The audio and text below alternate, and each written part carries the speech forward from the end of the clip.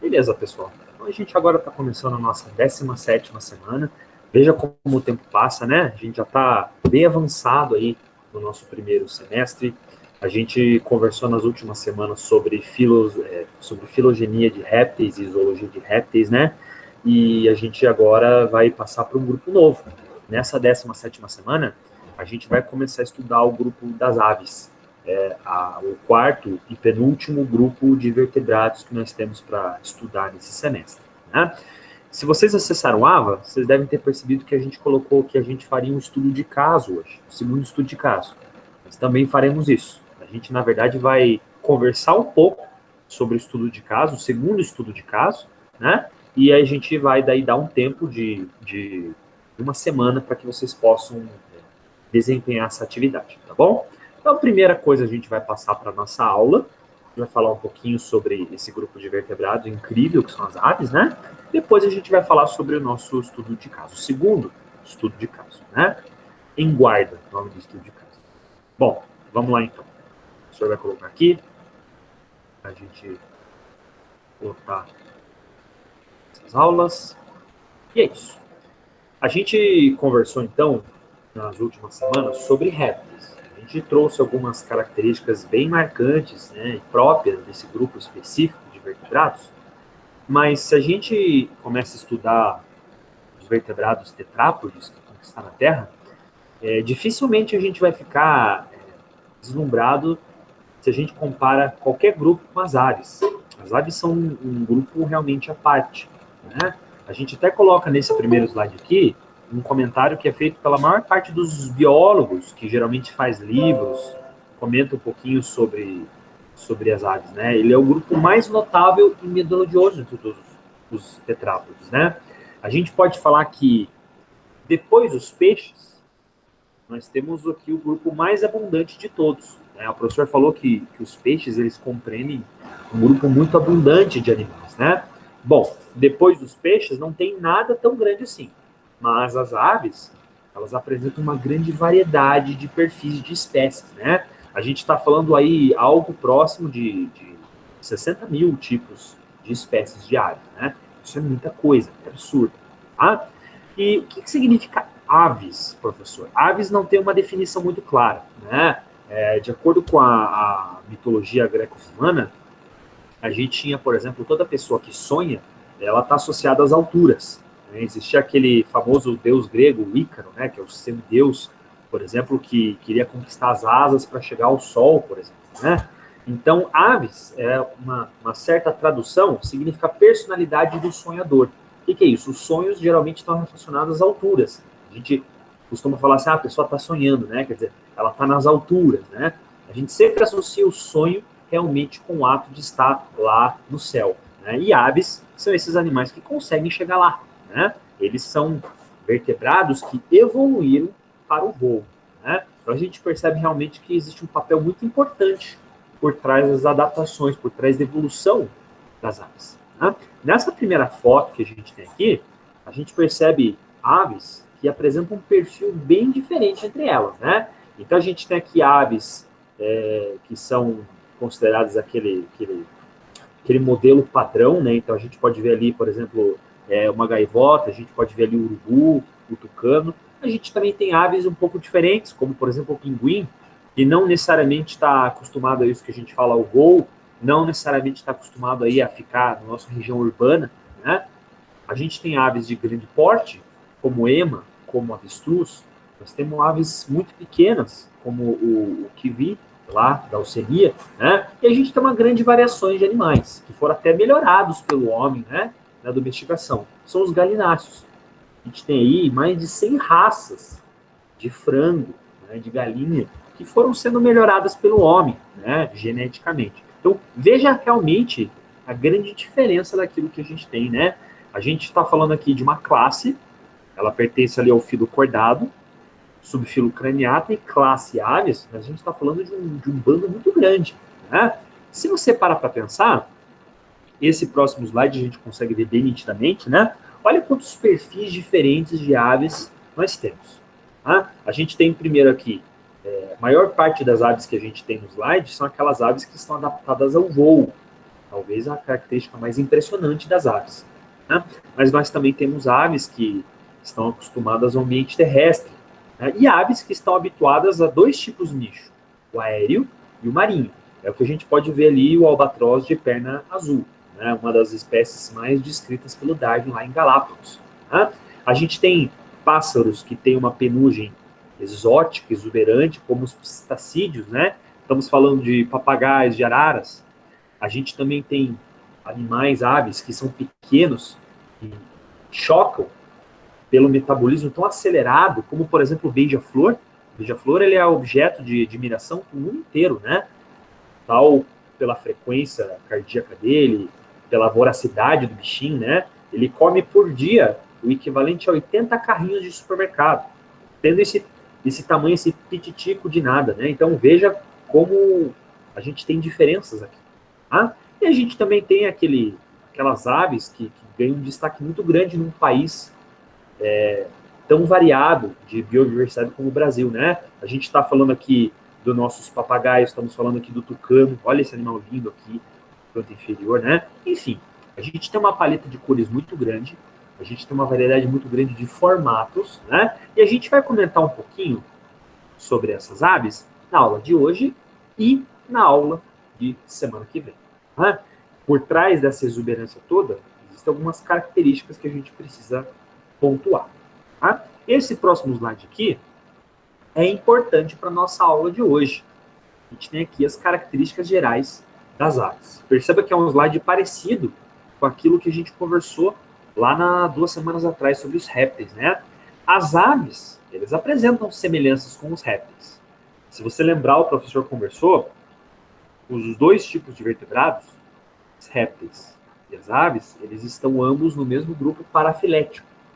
A gente chama esse grupo parafilético de sáurea, né? Então, aves e répteis são muito próximos, eles são primos muito próximos de fato, mas ainda assim as aves têm algumas diferenças notáveis, né?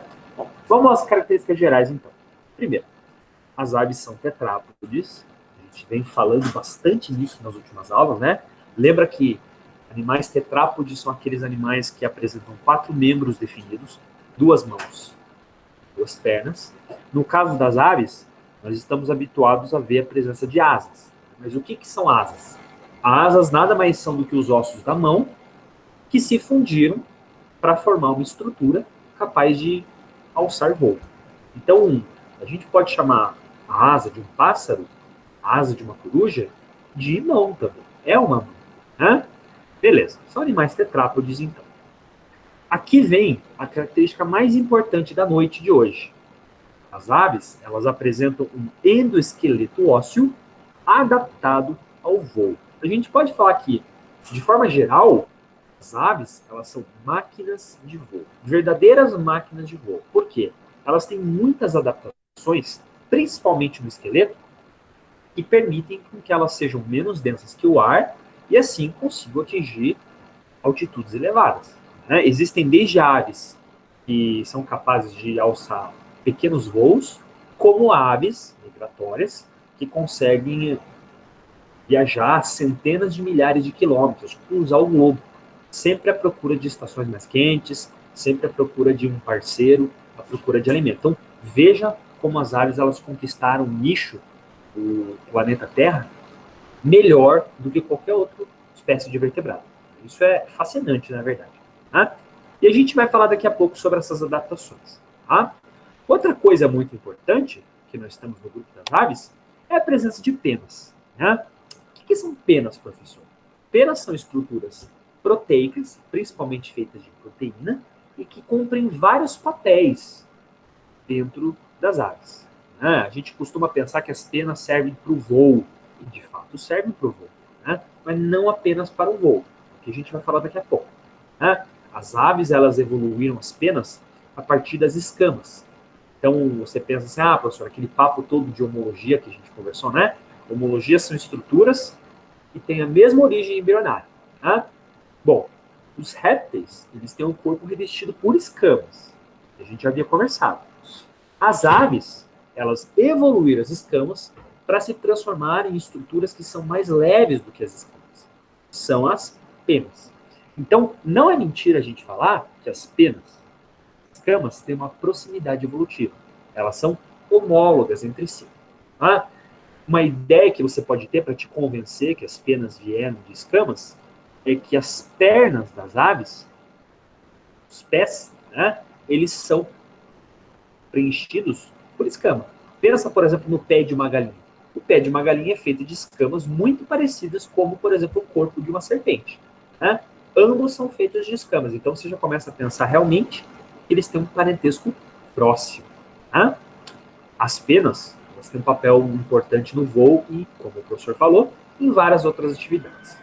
Bom, outra característica importante é que as aves são animais ectotérmicos, ou seja, são animais de sangue quente. Nós podemos falar que o metabolismo das aves ele é muito mais intenso que o metabolismo de répteis. Né? As aves têm uma temperatura, os répteis são de sangue frio, por exemplo. E a partir desse momento a gente vai ter agora animais que têm um metabolismo maior, mais acelerado. Então a gente vai ter ali animais que são capazes de produzir o seu próprio calor. Para isso, eles precisam extrair a energia através de reações de oxidação do seu alimento. Vocês já devem ter estudado nas aulas de química, né? Reações de oxidação. O que é isso? É você conseguir extrair energia pela oxidação dos elementos de oxigênio que apresentam, né, na nossa dieta. Então a gente costuma comer alimentos ricos em carboidrato, em gordura, para você poder extrair energia daí. É o que os mamíferos e as aves fazem. E fazem muito bem. Bom, outra informação importante, fora o fato das aves serem de sangue quente, é que as aves elas têm um coração dividido em 4 cavidades. Os vertebrados modernos, como o ser humano, como os mamíferos e as aves, eles têm um coração mais sofisticado daquilo que a gente está habituado a ver nos outros animais mais antigos. Nosso coração, e o das aves, é um coração que tem 2 átrios e 2 ventrículos. O que a gente quer dizer com isso? Ele tem uma circulação pulmonar que é bastante independente da circulação sistêmica. Portanto, a respiração pulmonar das aves é bem aprimorada. Né? A gente vai até ver na aula de semana que vem como funciona o pulmão das aves. Ele tem um papel importante no voo. Né? Não é só o endoesqueleto que o professor estava comentando aqui hoje que tem papel no voo. Os pulmões também têm papel no voo. Que a gente vai falar semana que vem. Né?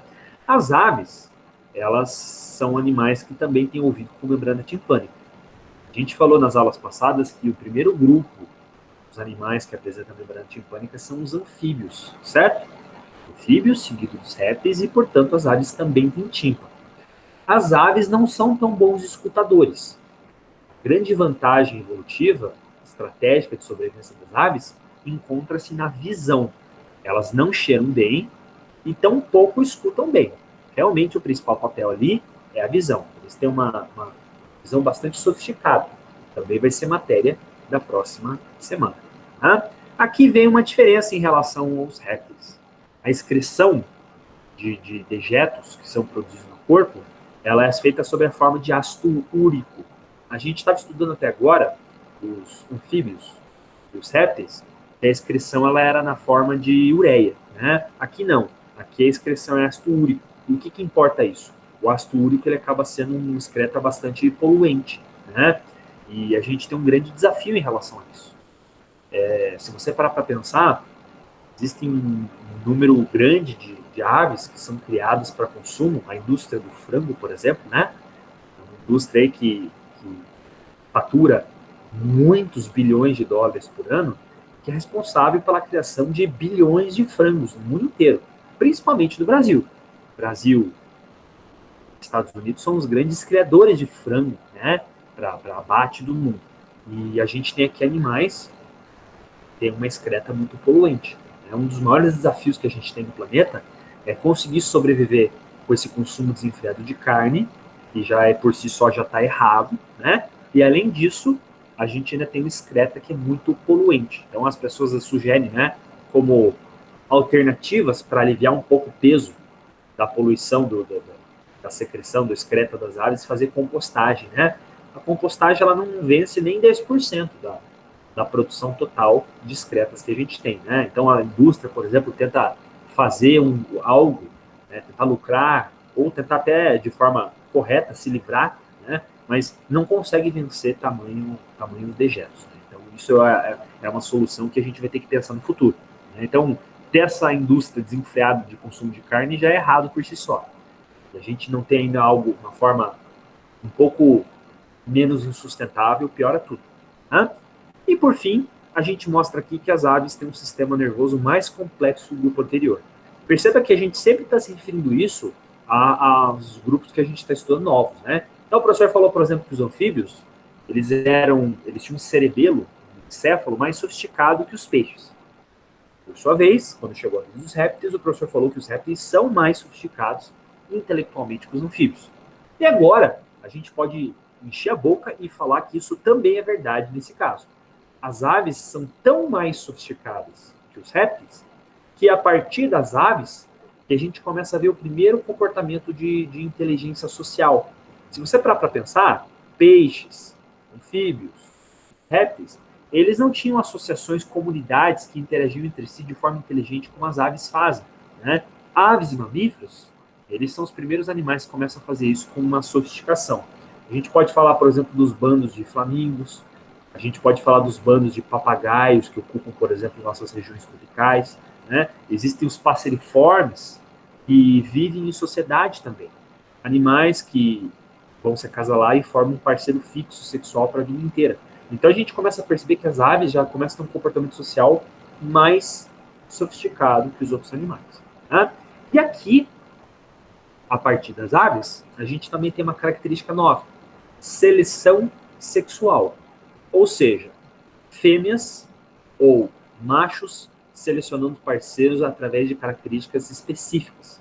Todos nós sabemos, por exemplo, da disputa que os machos têm pelas fêmeas, através do canto, através do seu físico exuberante, daquela penagem bonita, por exemplo, né? A gente até já viu documentários mostrando que os machos, eles são capazes de dançar para as fêmeas, né? Então é muito famoso os vídeos, documentários que mostram passarinhos machos, né? Dançando, danças loucas, inclusive, né? Para conseguir conquistar um parceiro.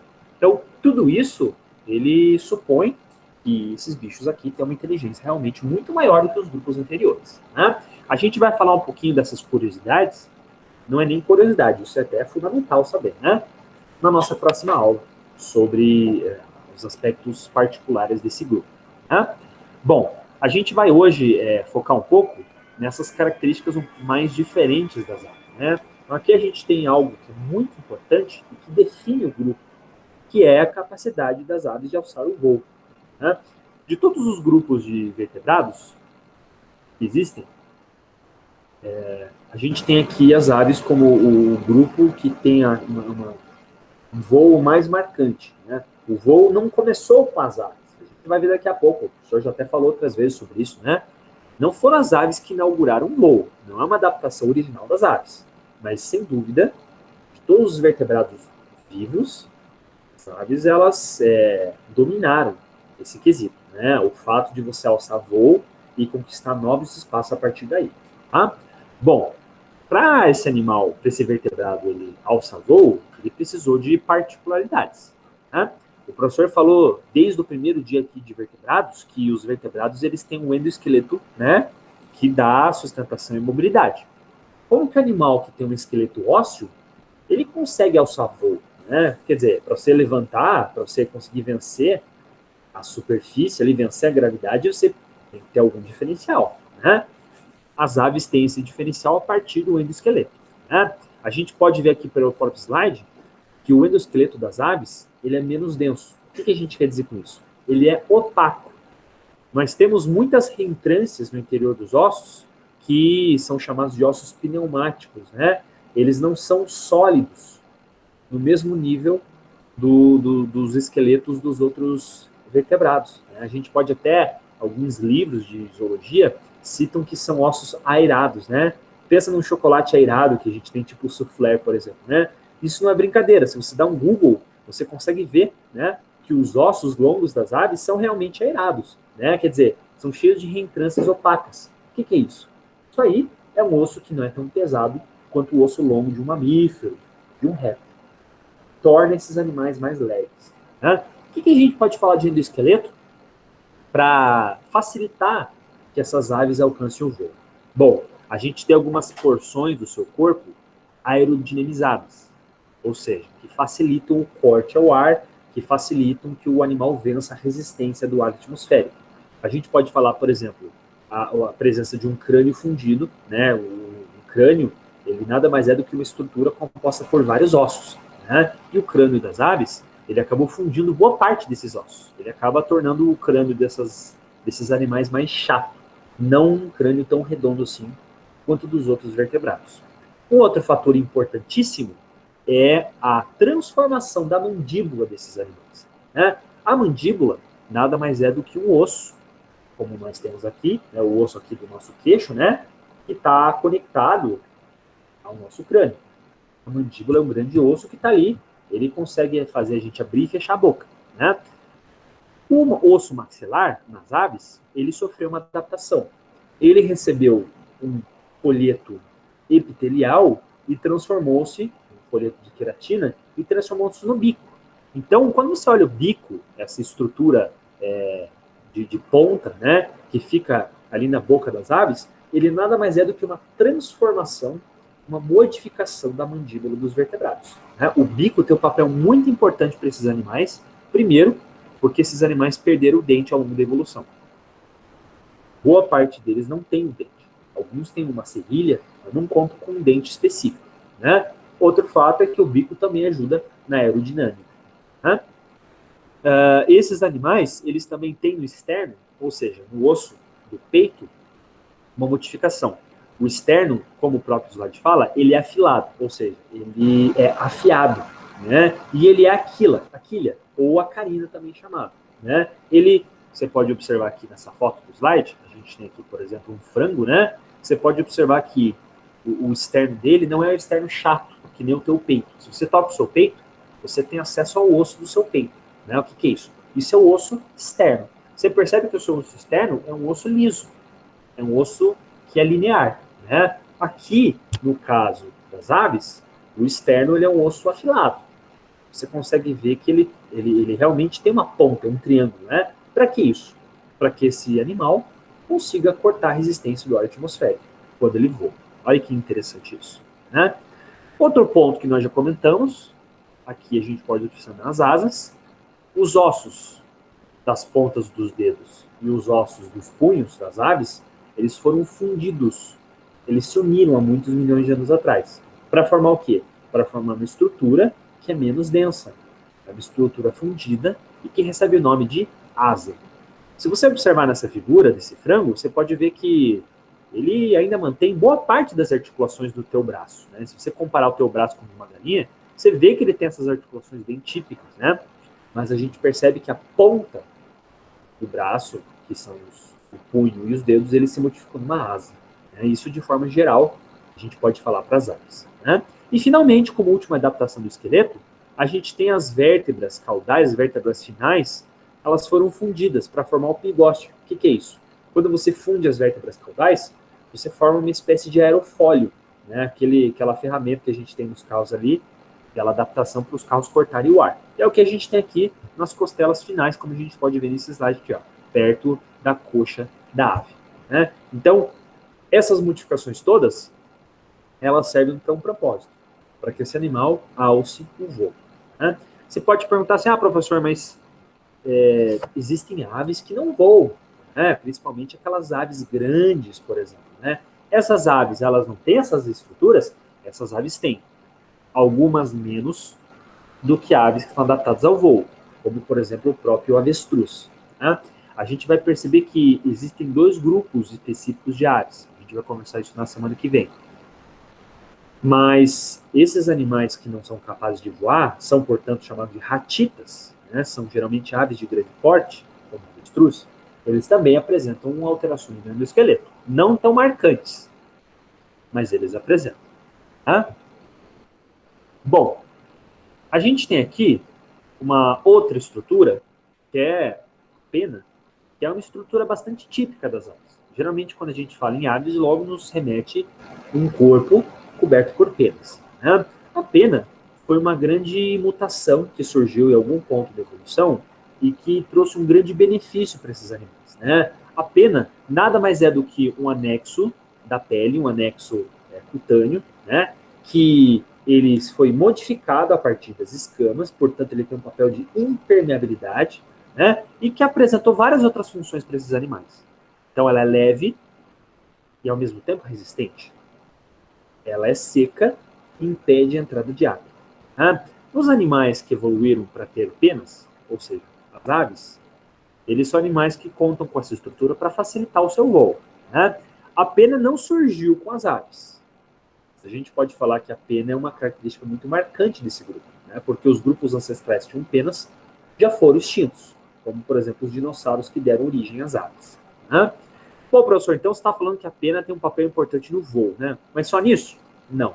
Pelo contrário, né? A gente pode ver que aqui o slide mostra para a gente algumas das adaptações que esses animais têm. Então, na aerodinâmica, então, como o professor falou, né, é uma estrutura resistente, mas ao mesmo tempo bastante leve. Pode, inclusive, utilizar para facilitar um pouco essa densidade menor. Termorregulação, os animais eles têm pena. Pena é uma estrutura que ela consegue reter calor, impede que esse animal perca calor. Né? Você já deve ter percebido, por exemplo, que em um parque, por exemplo, ou na natureza, você tem as aves, por exemplo, que elas tomam um banho de sol. Né? Você consegue ver que elas esticam as asas e o peito para tomar sol. Elas expõem o que? Elas expõem o corpo dela e as asas para secar e para conseguir absorver a luz. Né? Calor. Outra função importante é a seleção sexual. Né? Ao longo da evolução, as aves elas começaram a apresentar padrões diferentes de cor, coloração nas penumbras. Né? Então você tem hoje, por exemplo, animais que têm uma exuberância bastante marcante de penas. Animais lindos, como o próprio pavão, por exemplo. Né? O pavão macho, pelo menos, ele tem uma cauda bastante exuberante e que mostra, por exemplo, que esse animal ele tem um papel importante com essa estrutura. Né? A fêmea, ela é o grande agente de seleção no caso das aves. É a fêmea que escolhe o parceiro, o contrário. Né? Se a fêmea que escolhe o parceiro não o contrário, o que resta ao macho fazer? Tentar conquistar a fêmea. Para isso, ele lança mão de vários mecanismos. O canto surgiu principalmente para isso, não apenas para acasalamento, para conquistar um parceiro, mas principalmente para isso, né? E também a presença da pena como um fator de embelezamento cosmético, né? Para facilitar a corte a uma parceira. Para falar um pouquinho disso melhor semana que vem. Tá? Um fator importante também, que o professor já citou, é a tal da impermeabilidade. Né? Você precisa, para você ter um animal que voa, ser um animal leve. Se a ave ela tem contato com água, por exemplo, se você não tivesse a pele, você tem ali a água encharcando a pele e você tem um animal mais pesado. Pense, por exemplo, numa chuva, numa tempestade. Né? Como que as aves voariam numa tempestade se elas não tivessem penas? As penas, portanto, garantem que ela vai conseguir ficar um pouco seca e um pouco mais leve. Né? Olha que interessante isso. Tá? Pessoal, queria saber se até o momento alguém tem alguma dúvida, algum comentário específico, uma curiosidade. Dúvida não, é que ficou meio parecendo que o professor falou que surgiu a seleção sexual com as aves. Eu não entendi muito bem se foi isso mesmo. Boa pergunta. É o seguinte, o que é seleção sexual? Seleção sexual é você ter, por exemplo, algumas espécies, um dos dois membros da espécie, selecionando um indivíduo, por algum motivo, certo? Quando você tem, por exemplo, a disputa por um parceiro sexual, geralmente você faz isso através de luta, não é verdade? Então é isso que a gente costuma ver, por exemplo, em espécies de peixes, de anfíbios, né? Você tem a disputa por uma fêmea lutando. Né? Existem algumas espécies que existem outros pontos de seleção dos seus parceiros. Isso se chama seleção sexual. É quando a fêmea, principalmente a fêmea, escolhe o macho por algum motivo. Algum motivo que às vezes está ligado à evolução, à adaptação, outras vezes não. Outras vezes é um fator puramente cosmético. Né? Quando você tem, por exemplo, as aves que cantam e as aves que têm uma penugem bem exuberante, eles evoluíram por um motivo específico, para conquistar uma fêmea. Né?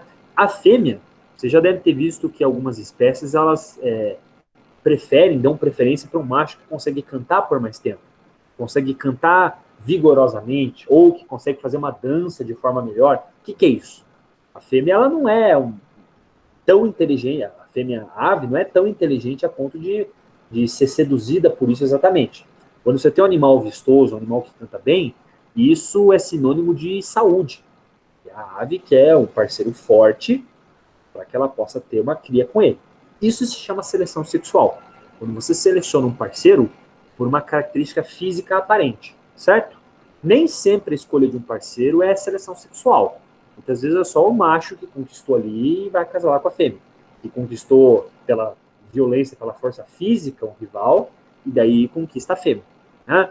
Os mamíferos e as aves, eles têm muitos casos de seleção sexual que a gente não consegue ver em outros casos. Você entende? Tranquilo, professor. Não, é que eu só tinha ficado com dúvida se o professor tinha falado que esse mecanismo surgiu com as aves, porque eu sei que tem até invertebrados, por exemplo, tem Não, aranha. não. O professor falou isso, mas você tem razão. O professor se equivocou. O professor foi exagerado, na verdade, né? Vou me corrigir. A gente pode falar que não surgiu. A gente pode falar que ele é bastante presente nas aves, né? Tem répteis, tem peixes que também fazem isso, né? Não é isso. O professor corrigindo, dá para falar que ele foi principalmente feito para as aves. Principalmente presente nas aves dos mamíferos. Tudo bem? Não é muito comum a gente ver isso em outros casos de invertebrado ou de peixe, certo? Beleza. Não, é que eu tinha lembrado de outros casos lá, antes daí, no caso, Ótimo. é Isso é tranquilo. bom. É sempre bom a gente estar ligado mesmo, né? Mais algum comentário, pessoal? Eu, Oi. o professor falou que as asas, né, elas conseguem fazer uma absorção maior de calor. É por isso que as fêmeas, elas colocam os filhotes embaixo das asas, tipo, além de ser um método de proteção, pode ser um método de aquecimento? Sim, com certeza. Né? Vamos pegar a galinha, que é o caso mais típico, né? Quando ela está fazendo a postura, né? Ela senta em cima dos ovinhos, né? Para garantir o calor. Mas quando o ovinho eclode, você tem os pintinhos, ela cobre com as asas, né? Também por isso. Elas costumam cobrir o ninho, né? Cobrir todo o ninho com as asas, porque aí também já faz parte da musculatura, não só das penas da asa, né? A musculatura também para aquecer. Isso é uma coisa bem característica, né? Exatamente. Ah, que legal. Essas curiosidades encantam a gente, né? É gostoso descobrir coisas novas assim dos animais, né? Muito bom. Beleza, Professor, pessoal. tem mais uma pergunta. Claro, vamos aproveitar. Tem espécies que usam as asas como método de proteção, tipo, para ataque, sei lá? Tem, tem algumas aves que tem até famoso caso de passariformes. O próprio quero-quero, você já deve ter ouvido falar, né? Existem aves que têm esporão na parte interna das suas asas. O que é esporão? Esporão é um espinho, né? Um resíduo epitelial que pode servir como defesa. Né? Não é tão sofisticado assim, mas existem alguns casos que isso acontece. Né? Existem algumas espécies que têm essa artimanha. O professor não vai conhecer de cabeça porque eu não sou especialista em aves, eu não sou um ornitólogo, né? Mas eu já li casos de aves que têm essas estratégias de defesa. Né? Não deve ser algo tão comum assim. Existe. Né? As asas servem para vários outros motivos que além do voo, né? A gente tem que lembrar que elas são mãos a priori, né? Também para o voo. Tá? Beleza, pessoal. Qualquer coisa, por favor, interrompa o professor, tá? Vou continuar aqui. Bom, quando a gente fala em aves, portanto, a gente fala do voo, é curioso porque a gente precisa pensar um pouco nessa característica tão marcante das aves que é o tal do voo, né? Como será que surgiu o voo? A gente já falou sobre isso. Não foram as aves que originaram o voo.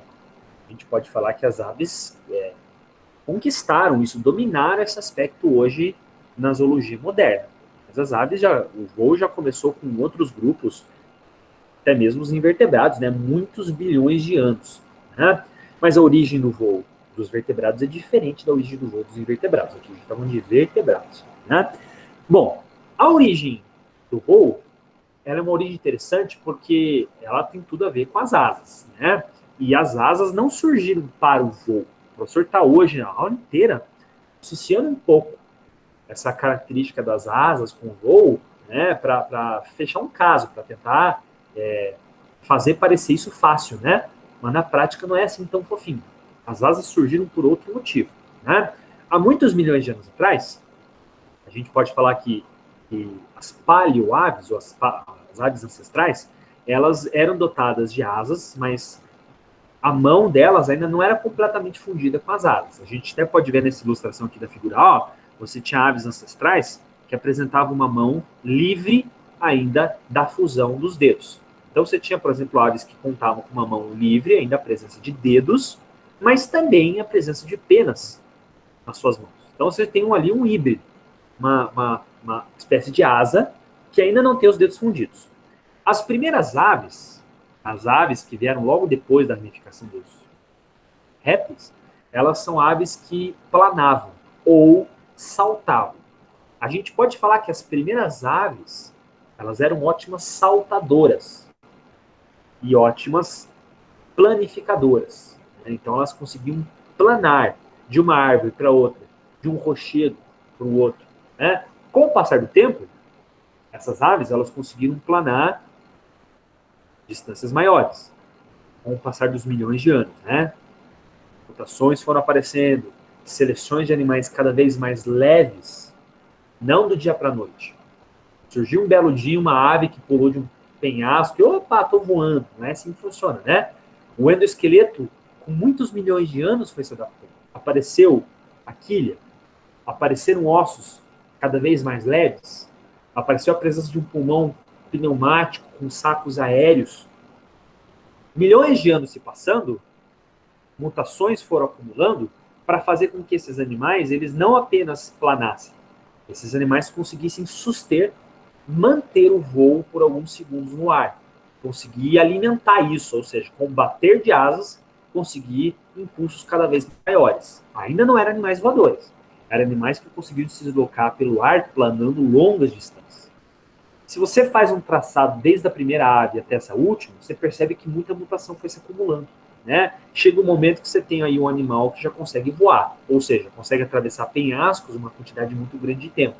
Estima-se que esse processo levou mais de 100 milhões de anos.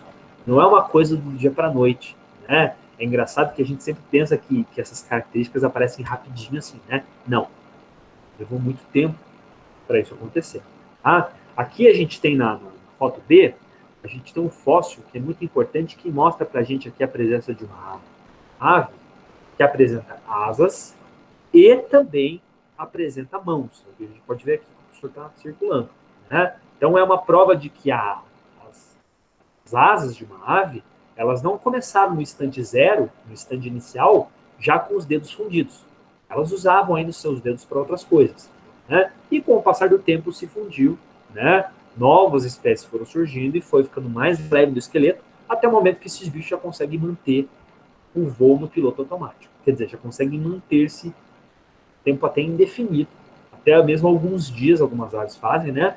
Tal do voo. Né? Muito tipo de mutação precisou se acumular para isso acontecer. Né? Mas é bem interessante isso. Tá? A origem do voo das aves, ela é independente da origem do voo dos invertebrados. Acredita-se que a origem do voo dos invertebrados é porque as asas nada mais eram do que antenas que captavam energia solar, ou seja, captavam energia ultravioleta para a energia das aves. Né? Com o passar do tempo, as asas de uma mosca, por exemplo, foram se formando, né? Quer dizer, os ancestrais da mosca foram utilizando esse anexo que era cada vez maior por uma mutação, e eles acabaram conseguindo, né, voar. São causas diferentes. Aqui no caso das aves, mutação que primeiro era de animal de salto, animal que planava e finalmente animal que voa, que mantém o voo por longo tempo. É muito interessante essa ideia, a teoria do voo. A gente ainda não tem uma comprovação muito sólida. Né? A qualquer momento pode aparecer fósseis que comprovem que não é bem assim. Tá? Mas existem artigos que sugerem isso, como esse artigo aqui da PNAS, né? Uma revista famosa que o professor pegou. É bem interessante isso. Tá? E para a gente finalizar essa parte de aves, o professor está falando que as aves têm um perfil morfológico muito diferente, né? Existem mais de 60 mil espécies de aves, a gente pode enquadrar esse grupo aqui dentro de vários, né? O professor não vai falar um pouco sobre taxonomia de aves, porque isso é suicídio. Tão pouco tempo que a gente tem, né? A gente tem mais de 80 ordens dentro do grupo das aves, né? A gente pode resumir um pouquinho o perfil morfológico desses animais, né? Nós podemos enquadrar as aves principalmente nesses perfis aqui. Os psittaciformes, psitacídeo, né? São quem? São as aves de bico curvo, bico grosso e bico curvo, né? Como, por exemplo, os papagaios, as araras. A gente pode falar os animais passeriformes, são os animais de tamanho pequeno, né? Os famosos passarinhos que a gente chama, como o cardeal vermelho, por exemplo, como, por exemplo, o nosso bem-te-vi, como, por exemplo, o nosso pardal, né? A gente pode chamar as aves noturnas e carnívoras de hábito rapina como as corujas. Coruja, existe um grupo bastante variado, inclusive. Né? Nós podemos chamar também o grupo dos columbídeos. O que são os columbídeos?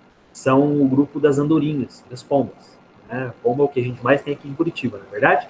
São animais columbídeos. São animais de peito de quilha grande, são animais de penugem mais acinzentado. Nós temos os galináceos, que são representados pelos frangos. São um grupo bastante grande de animal também.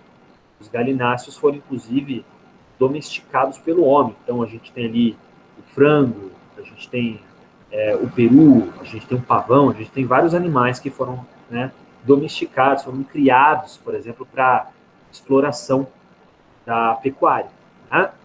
Nós temos animais de rapina, que são águias, os condores, gaviões, né? São animais que alcançam as maiores altitudes dentre todas as aves, são animais de caça, são excelentes observadores e são animais que são excelentes predadores, portanto, né? Ó, coruja, que o professor até se empolgou e escreveu de novo, né? Porque tem muita coruja.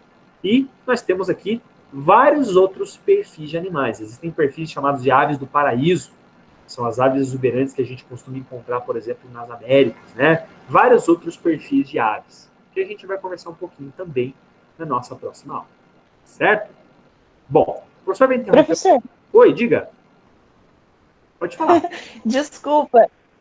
Aproveitando que a gente estava naquele slide ali, onde mostrava várias espécies de aves, eu queria perguntar por que eu não sei nem se é a forma correta de perguntar, né? Mas por que tem espécies que são mais inteligentes do que outras?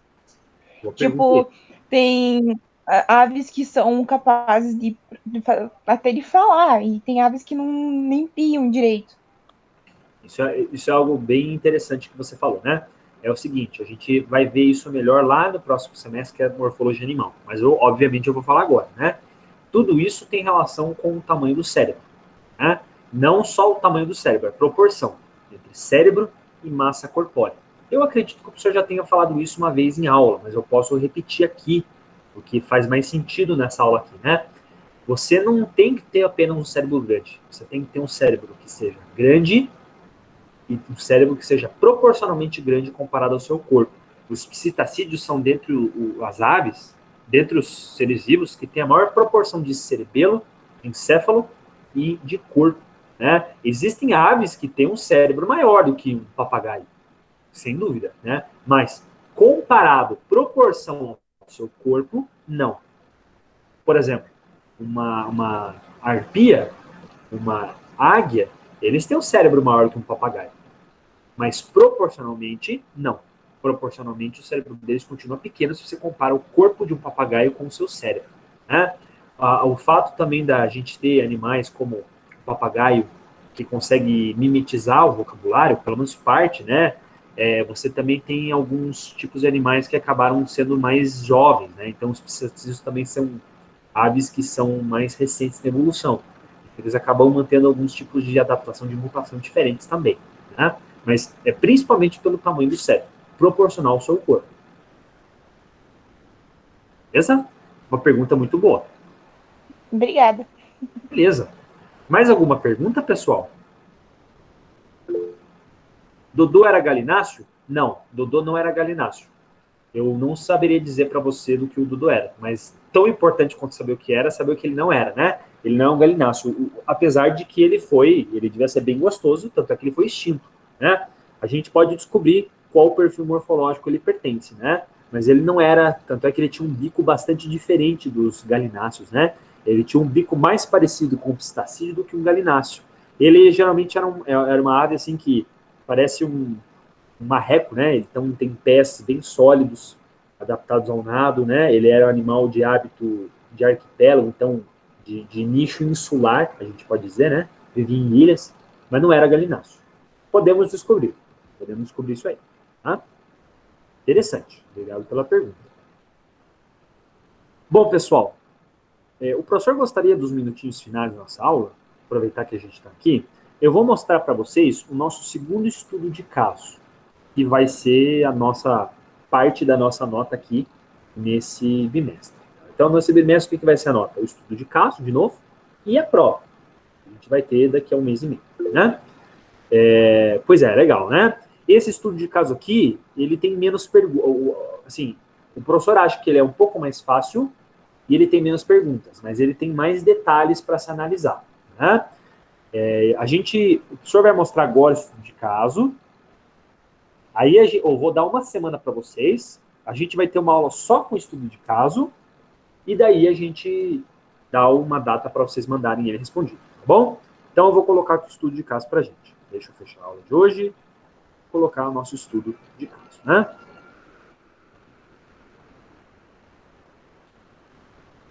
É rapidinho, tá? Não se preocupem, eu sei que vocês já devem estar cansados. É só para apresentar para vocês mesmo os detalhes gerais. Bom, esse estudo aqui se chama Enguarde, né? O que é Enguarde? Enguarde é em guarda, né? A gente tinha no século XVIII, século XIX, os romances de capa e espada, de super-heróis que tinham espada, que lutavam com espada, estavam muito famosos, né? A gente tinha os Três Mosqueteiros, por exemplo, né? A gente tinha esses romances aí que eram muito famosos, né? E tem um animal que sempre atraiu a curiosidade dos biólogos, que é o nosso colega, o caranguejo, né? O caranguejo é o mosqueteiro das praias, na verdade, se você parar para pensar, né? Porque o caranguejo, ele também tem uma grande espada, que é a sua garra, né? Talvez vocês já tenham visto um siri, um caranguejo na praia, vocês tenham visto como a garra desses animais é grande, especialmente do siri, né? A gente percebe que esse animal, ele passou por uma evolução muito específica para conseguir ter um membro tão grande comparado ao resto do corpo. O nome disso é alometria. É uma característica que a gente vai conversar melhor na aula de morfologia animal. Mas a gente já pode trabalhar com esse caso aqui na nossa aula, né? Ah, professor, mas caranguejo não é vertebrado. Não interessa. Ele vai ver do mesmo jeito, né? Bom, aqui tem uma historinha de um biólogo e do seu filho, que eles vão lá na praia e eles começam a observar um pouco o comportamento dos caranguejos. Não é muito o objetivo do professor ler, narrar um pouco dessa história para vocês. O que eu gostaria de mostrar para vocês são os fatos desse estudo de caso, né?